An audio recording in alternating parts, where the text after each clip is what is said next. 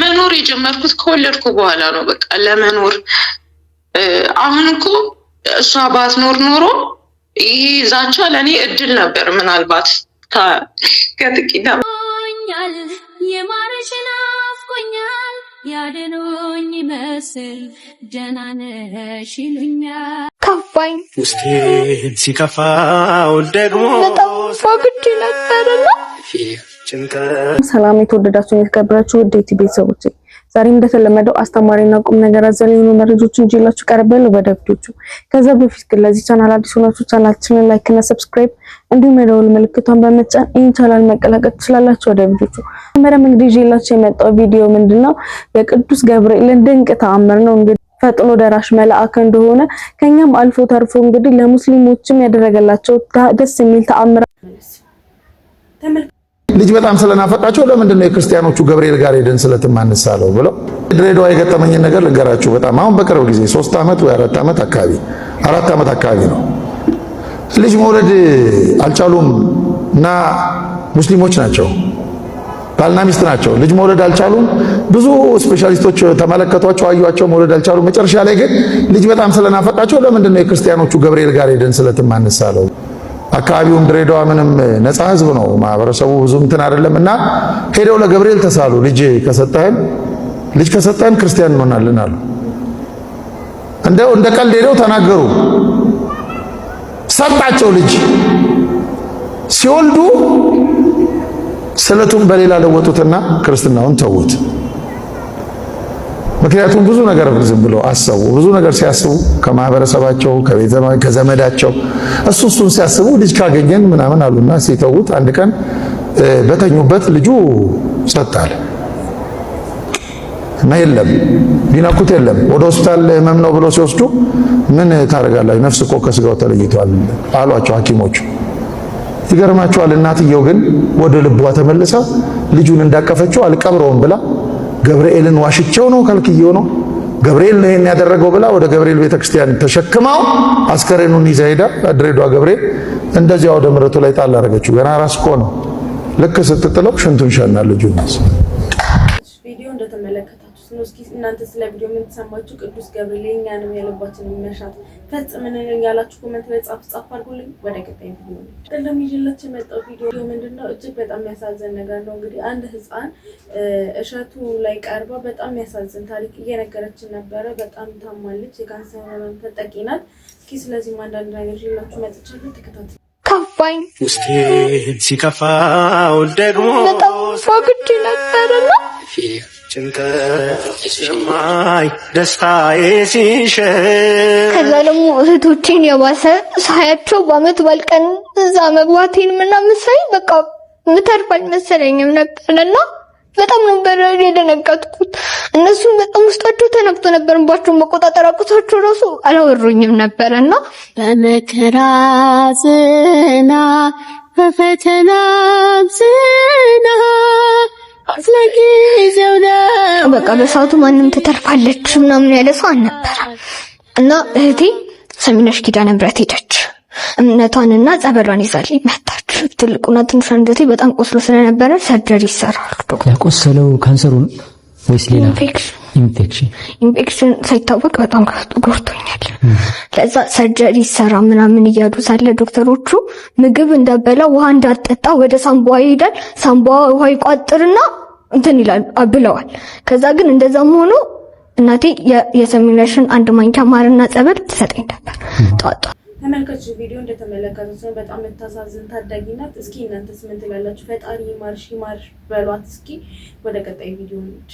የመጣው ቪዲዮ ምንድነው? ከሰሞኑ እንግዲህ የአንዲት ሞዴል እህት እንደሞተች እናውቃለን እና እሷም የሞተችበት ምክንያት ብዙ አይነት ነገር ነው።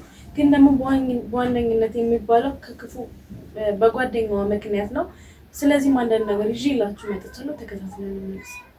እጅግ ያሳዝናል፣ እጅግም ልብ ይሰብራል። ፈጣሪ ካመናችሁት ከካሃዲ ጓደኛ ፈጣሪ ይጠብቃችሁ። የሚስ ወርልድ ኢትዮጵያ ሩት ይርጋለም እህት የሆነችው ቅዱሳን ይርጋለም የተገደለችው በቅርብ ጓደኛዋና እንዲሁም ደግሞ በጓደኛዋ ቦይፍሬንድ መሆኑ ተጋልጧል። የቅዱሳን ይርጋለም አሰቃቂ የግድያ ሴራና የፖሊስ ምርመራ አሁን እነግራችኋለሁ። ቅዱሳን ይርጋለም በተፈጸመባት እጅግ አሰቃቂ የእገታና የግድያ ወንጀል ህይወቷ ማለፉ የመላው ህዝብንና የማህበረሰብ ልብ የሰበረ ክስተት ሆኗል። በሞዴሊንግ ዓለም ስኬትን ለማስመዝገብ በምትደጋው ቅዱሳን ይርጋለምና ከትምህርት ቤት ጀምሮ በቅርብ የምታውቃት ጓደኛዋ ቅድስት ሙሉቀን መካከል የጠነከረ ወዳጅነት የነበረ ቢሆንም ከጀርባዋ ግን ምቀኝነትንና እንዲሁም ደግሞ አደገኛ ሴራ ተሸሽጎ ነበር። ዓርብ ዕለት ቅድስት ሙሉቀን ላለፉት ጥቂት ጊዜያት ያልተገናኙትን ቅዱሳንን በስልክ በመደወል አዲስ ኮንዶሚኒየም ተከራይቻለሁ መተሽ ቤቴን ኤይልኝ ደግሞም የማገናኝሽ አዲስ ስራ ዕድል አለ በማለት የደስታና የጽኑ ወዳጅነት በሚመስል መንፈስ ጥሪ አቀረበችላት።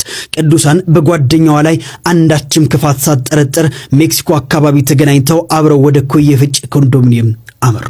ኮዬ ፍጭ በሚገኝ አዲስ ኮንዶሚኒየም ደጃፍ ደርሰው ወደ ቤት እንደገቡ ቀድሞ ተደብቆ ይኖር የነበረው የቅድስት ፍቅረኛ ደሳለኝ ቅዱሳንን ድምጽ እንኳን አውጥታ እንዳትጮህ አፍኖ በማሰር እገታውን ፈጸመ። አጋቾቹ ወዲያውኑ ለሟች ቤተሰቦች በመደወል የ2 ሚሊዮን ብር እንዲከፈላቸው ጠየቁ። የቤተሰብ ልብ በጭንቀትና በድንጋጤ ተሞልቶ የገንዘብ ድርድርና ዝግጅት በሚደረግበት ወቅት አጋቾቹ ቅዱሳንን በቅርብ የምታውቃቸው በመሆኑ ነፃ ብትወጣ የፈጸሙት ሚስጥር አሳልፋ እንደምትሰጥባቸው ተገነዘቡ።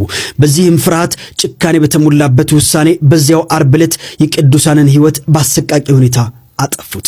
አስክሬኗንም ማንም እንዳያገኘው በማሰብ እዚያው አካባቢ በተከራዩት ሌላ ተጨማሪ ኮንዶሚኒየም ውስጥ ደበቁት። ሆኖም አጋቾቹ የፈጸሙት ግፍ በጨለማ ሊቀበር አልቻለም። የፖሊስ አባላት ባደረጉት ፈጣንና የተቀናጀ ክትትል ዋነኛዋ ተጠርጣሪ ቅድስት ሙሉቀን በአዲስ አበባ ጎተራ አካባቢ በቁጥጥር ስር የዋለች ሲሆን ተባባሪው ደሳለኝ ደግሞ ሁኔታዎች ሲከፉበት ለማምለጥ ሞክሮ በአዳማ ከተማ ተደብቆ እያለ በፖሊስ መያዙ ተሰምቷል።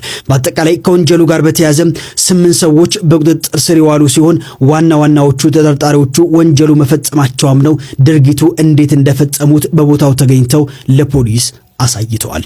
ተመልካቾች ቪዲዮ እንደተመለከታችሁት ነው። እንግዲህ ከክፉ ጓደኛ ይጠብቃችሁ። ምን ትላላችሁ? የተሰማችሁ ነገር ኮሜንት ላይ አስቀምጡልኝ። የዚህች ልጅ ሞት ያሳዝናል። ከወዳጅ የሚመጣ አደጋ እየጨመረ ነው። ዘመኑ ሳይሆን የከፋው ሰዎች በጣም ከፍተዋል፣ አውሬ ሆነዋል። ለገንዘብ ለቁስ ብለው ሰውን ማጥፋትን ቀላል አድርገዋል። አብዛኞቻችን ከጠላቶቻችን ራሳችንን ለመጠበቅ ስንጠነቀቅ ወዳጆቻችን ነፍሳችንን እየነጠቁት ነው። በዙሪያችን ያሉ ሰዎች የኛን ድክመት የሚያውቁ እያጠቁን ነው። መርዝ እያበሉን ነው። መተት እያደረጉብን ነው። ሕይወታችንን እያጨለሙ ነው። እኛ እነሱን እንወዳለን፣ እንደክምላቸዋለን፣ እናዝንላቸዋለን። እነሱ እኛን ቆፍረው እየቀበሩ ነው። ይቺ ልጅ ጓደኛዋ ስትደውልላት ወደ ሞት አቅጣጫ እንደምትወስዳት ብታውቅ ኖሮ ትጠነቀቅ ነበረ። ከፍቅረኛዋ ጋር ሆና ጓደኛዋን ማስገደል ለብር! ኦ ማይ ጋድ! ከጓደኞቻችሁ ራሳችሁን ጠብቁ።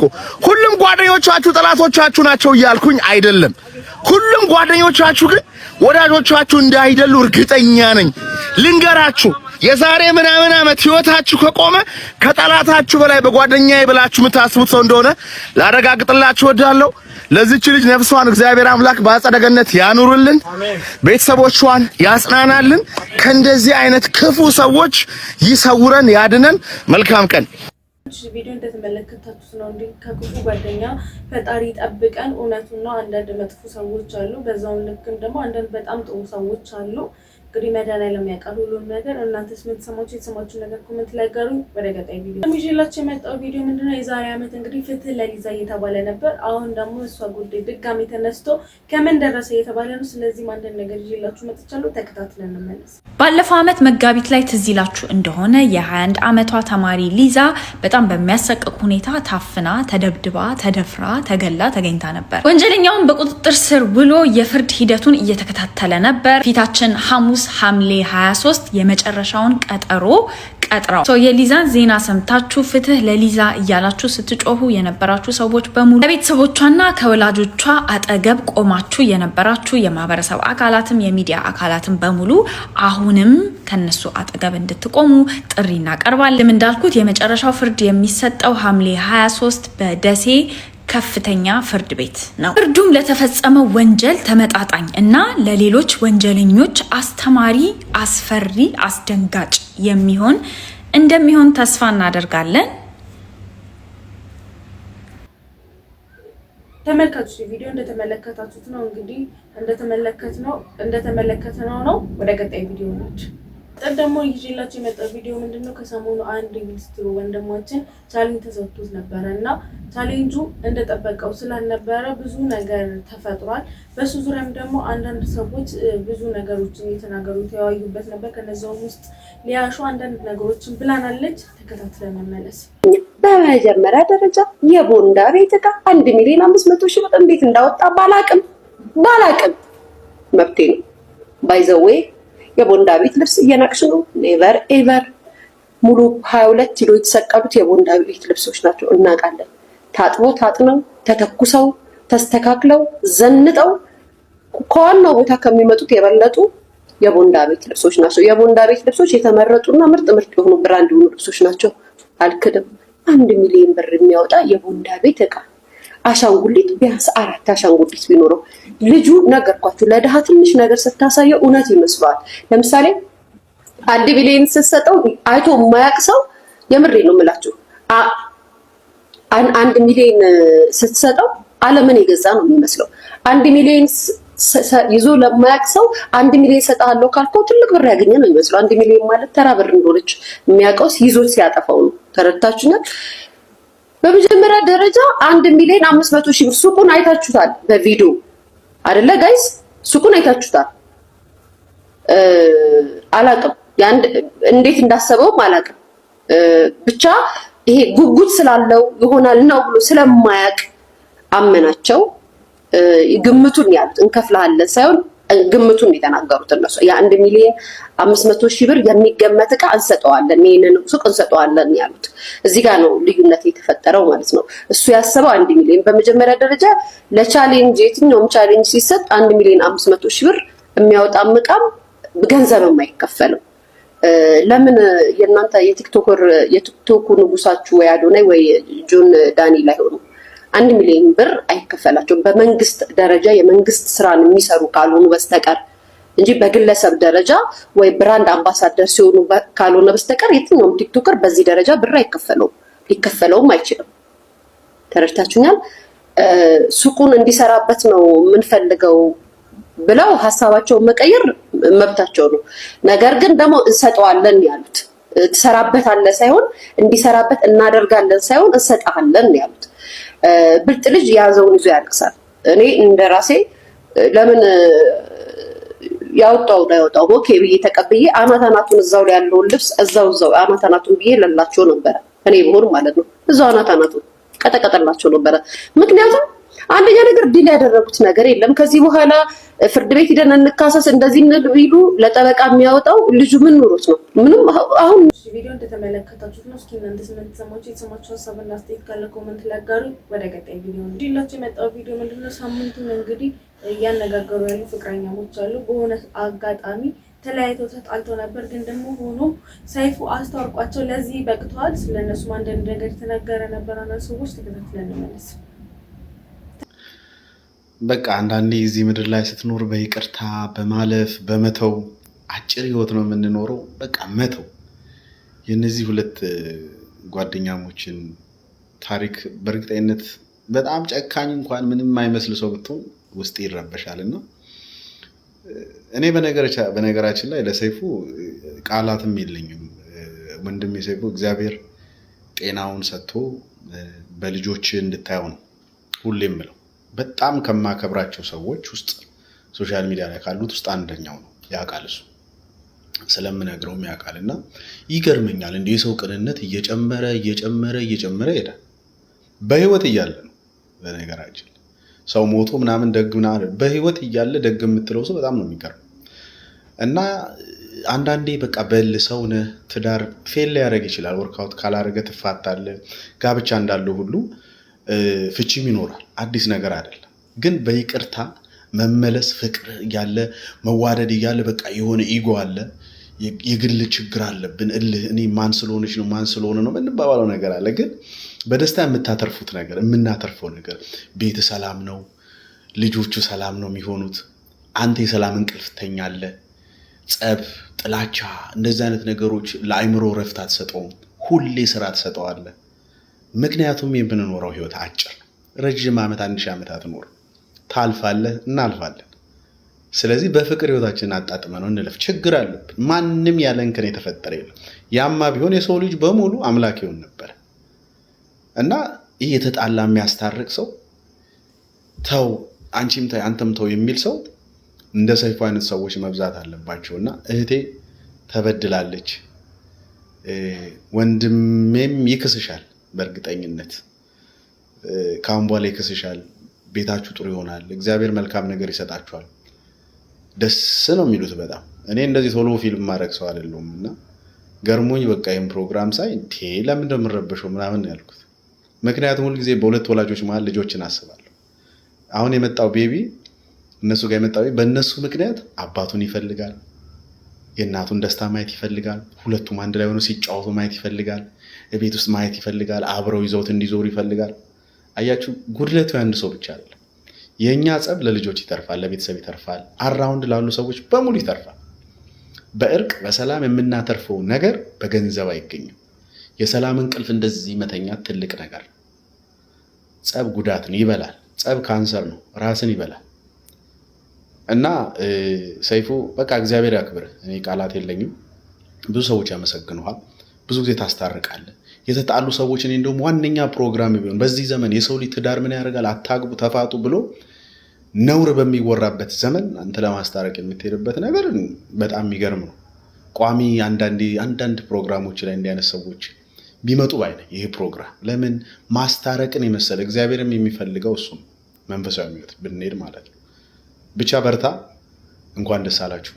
እናንተ ምርጥ የሆናችሁ ጥንዶች ናችሁ። እግዚአብሔር ቤታችሁን በበረከት በፍቅር ይሙላው። ፈታ ሳቅ የምትሉበት ዘመን ይሁንላችሁ። እንዳንድ ወንድም ነው የምለው። ይመቻችሁ። ተመልካቾች ቪዲዮ እንደተመለከታችሁት ነው። በጣም ደስ የሚል ነገር መድኃኒዓለም እስከ መጨረሻው ድረስ ያደርሳቸው እላለሁ። እናንተስ ምን ትላለች? ሰማችሁ ነገር ኮሜንት ላይ አጋሩን። ወደ ቀጣይ ቪዲዮ ነው። መቀጠል ደግሞ ይዤላችሁ የመጣው ቪዲዮ ምንድን ነው እና አርቲስት ሰራዊት ፍቅሬ እና አርቲስት ሰለሞን ቦጋለ እንግዲህ በፊንቴክ ዙሪያ የተለያዩ ንግግሮችን ተናገሩ ነበረ። በእነሱም ዙሪያ ደግሞ አሁን ተበርሲሳ አንዳንድ ነገሮችን እየሰጠ ነው። ተከታትለን እንመለስ። አቶ ሰራዊት እኔ ከአንተ በላይ ማስረጃ አለ፣ ከአንተ በላይ መረጃውም አለ። ለዚህ ነው ጉዳዩን ጀምሬ የጨረስኩት። በእርግጥ አንዴ ጉዳዩን እስር ቤት ከያዘው ፍርድ ቤት ከያዘው በኋላ መፈራገጡ ለኔ አስፈላጊ አይደለም። ዝም መባል ይጠበቅብኝ ነበር። ነገር ግን ወደ ሶሻል ሚዲያው መጣችሁ፣ በሶሻል ሚዲያው ፍትህን ለማረጋገጥ ስለፈለጋችሁ፣ በዚህ በኩል ደግሞ ሌላ ዲፌንድ ማድረግ ስላስፈለገ ብቻ መረጃና ማስረጃችንማ ከየት ይጀምራል መሰለ? ዳንኤል ዮሐንስ ሙዚቃ ክሊፕ ላይ ጨፋሪ ሆኖ ከቀረበበት ጊዜ ጀምሮ ይጀምራል። ማስረጃችንማ ዳንኤል ዮሐንስ ፓስተር ሆኖ አርሲ ነገሌ ላይ ባሸጠው ሆቴል ይጀምራል። ማስረጃችንማ ሄሎ ታክሲን ይጨምራል። ማስረጃችንማ ኦክሎክ ትሬዲንግን ይጀምራል። ማስረጃችንማ ሄሎ ታክሲን ይጀምራል። ማስረጃችን ፊንቴክን ይጨምራል። ማስረጃችን ዳሶማ ትሬዲንግን፣ ማስረጃችን ላይፍ ታይም ኢንቨስትመንትን ይጨምራል።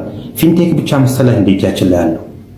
ማስረጃችን የገንዘብ ዝውውርን ይጨምራል። ሜታ ትራንዛክሽንን ጭምር ይጨምራል ነው ማለት። ይሄንን ነው አንተ የምታውቀው ስለ ፊንቴክ ብቻ ሊሆን ይችላል። ፊንቴክንማ በቂ ማስረጃና መረጃ አለ። ሰራዊት ፍቅሬ እኛ ወንጀለኞች አይደለንም ብሎ ከመከራከር ይልቅ መስሪያ ቤቱ ጭምር ህጋዊ ነው የሚል ክርክር ውስጥ ላገባ። ፊንቴክ ኢንቨስትመንት 3 ጊዜ እንትን ይቀያየራል። ለህብረተሰብ ስትሉ እናንተ ይሄን ማስታወቂያ ሰራችሁት አላያችሁትም አይተነዋል የምትሉትም ነገር ማየት የሚባለው እንደነ እጸገነት ነው እንደነ ሉላ ነው እንደ 50 ሙጬ ነው የሚታየው ይሄ ነገር ስለሸተተኝ ቢቀርብኝ ይሻላል የኔ ጥቅም ቢቀር ይሻላል ህብረተሰብ ከሚበላና እንደዚህ አይነት ነገር ከሚከሰት የኔ መኪና ቢቀር ይሻላል ሴቶቹ 3 ሴቶች ለምን ይወጡ ይመስላል ይብቃ አንፈልግም አምባሳደርነቱ ቢኮዝ የተደራጀ እስካም ስለሆነ ይሄ ነው ማስረጃ ያለ ማስረጃችን የተጠናከረና የማያንቀሳቅስ ለዛ እኮ ነው ሁሉም ወደ ፍርድ ቤት የደረሰው እና ቪዲዮ እንደተመለከታችሁት ነው እንግዲህ ይሄ ጉዳይ በጣም ብዙ ሰጣ ገባ ውስጥ እየከተታችሁ ነው እስኪ እናንተስ ምን ትላላችሁ ሰማችሁ ነገር ኮሜንት ላይ አጋሩ ወደ ቀጣይ ቪዲዮ ይዤላችሁ የመጣው ቪዲዮ ምንድነው እንግዲህ ሻለቃ ኃይሌ ገብረስላሴ የኔም እንግዲህ ህይወት ከብዳኛለች እያለ አንዳንድ ነገሮችን እየተናገረ ነበረ ይሄ ቪዲዮ ተከታትለን እኔ ብር አላጣው ፍትህ ነው ያጣሁት ፍትህ እንዲሰፍን ነው የምፈልገው ከዛ እውነትም ነገርየው መጨረሻ ተፈረደለት የሚገርም ሀገሩ ተመልሶ አሉ የ50 ስንት ጥፍ አድርጎ በቃ ፍትህ አገኘው ብሎ ደስ ብሎት ከዚህ አዲስ አበባ ሄዶ በፍትህ ህዝብ ሁሉ ጠርቶ ጋበዘ ይባላል እና ፍትህ ቫልዩለስ ማለት እንትኑ ምንድነው ይለዋል መሰል በገንዘብ የምትተምነው አይደለም ለዚህ ነው አንዳንድ ጊዜ በቢዝነስም አንዳንዴ ሁሉ ጊዜ ኦዲት እንደረጋለን ምናምን እንደረጋለን ያ እያንዳንዱ ኦዲት ያድርጉ በቃ የሚገባው እንደውም ሄደው አግኝተው እኛ እንኳን ብንሳሳት ኦኬ ይሄ ነገር ለምን ተሳሳታችሁ ብዬ ወደዛ የገዛ ልጆችን ይሄ ልክ አይደለም እዚህ ፖሊሲ ላይ ተቀምጠው ይሄን ኦኬ ይሄን እንቀጣለን ይሄ እንደዚህ ይሄ ደግሞ እንዴ ስማኔ ያራ ማነው 400 500 ብር ክትፎ ሸጬ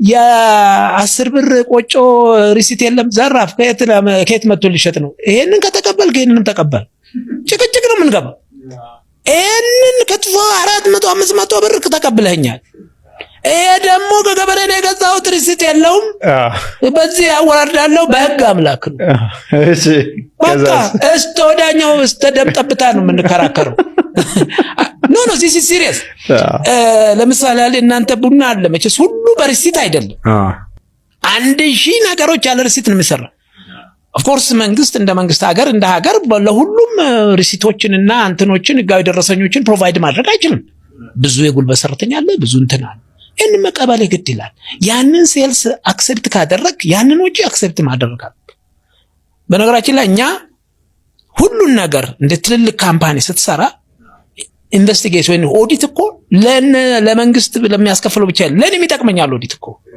እኔ ያለሁት እዚህ ነው አንዳንዱ ስራዬ 500 ኪሎ ሜትር እና ጎንደር ላይ 700 ኪሎ ሜትር እንትን ላይ 500 ኪሎ ሜትር አለን አይደል በ3 ወር በ4 ወርም አልሄድም ኦዲት እኮ ሲደረግ ለኔም ይጠቅማል አይደል እንደ ባለቤት ከሆንኩ ማለት ነው ባለቤቱ በነገራችን ላይ ሀገር ነው ዋና ባለቤት ለምንሰራው ቢዝነስ መንግስት ነው እንዲያውቀው ዋናው ባለቤት መንግስት ነው እኔ ሁሌ የምለው ነገር በቢዝነስ መንግስት ባለቤት ነህና እባክህ እያንዳንዱን ቢዝነስ ጠብቅ እያንዳንዱን ቢዝነስ በደንብ ተከታተል እያንዳንዱን ቢዝነስ እኛን ተንከባከብ ነው የምለው ለምን በለኝ እኛ አመቱን ሙሉ በጣም ብዙ ብር ብዙ ስራ ሰርተን ይሄን ያህል ሚሊዮን ተረፈን እንባላለን ባንክ ተበድረን ነው ያንን ግብር የምንከፍለው ምንነካችሁ ባንክ ተበድረን እኔ አሁን ያለፈው ግብር በጣም ብዙ ግብር ነው ስንት እኔ ስራ ነው የማየው ልክ እንትን ጥቅምት ላይ ግብር ይገበር ሲባል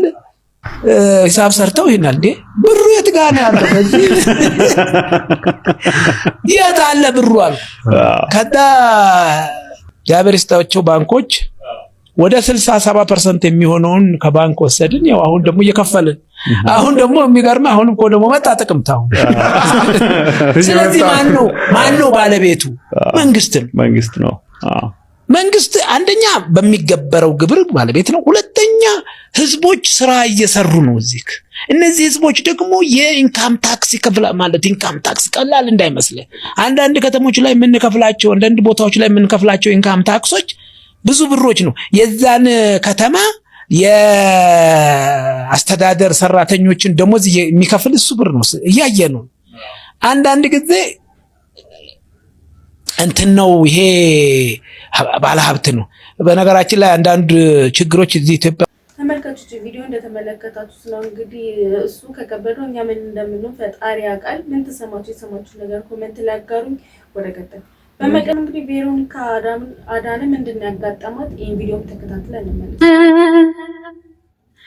አሞኛል የማርሽ ናፍቆኛል ያደኖኝ መስል ደህና ነኝ። ተመልካቾች ቪዲዮ እንደተመለከታችሁት ነው። እንግዲህ ታማ ነበረ፣ አሁን ግን ደህና ነኝ እያለች ነው። እስኪ እናንተስ ምን ትላላችሁ? ፈጣሪ ማርሽ እያለች ኮሜንት ላይ አጋሩኝ። ተመልካቾች ቪዲዮቹ እንደተመለከታችኋቸው ነው። ለዛሬ ይዤላችሁ የመጣው ቪዲዮዎች እነዚህ ይመስላል። ስለ ቪዲዮቹ የተሰማችሁ ሀሳብና አስተያየት ካለ ኮሜንት ላይ አጋሩኝ። በቀጣይ ባሪፉ እንደምንገናኝ ተስፋ አደርጋለሁ።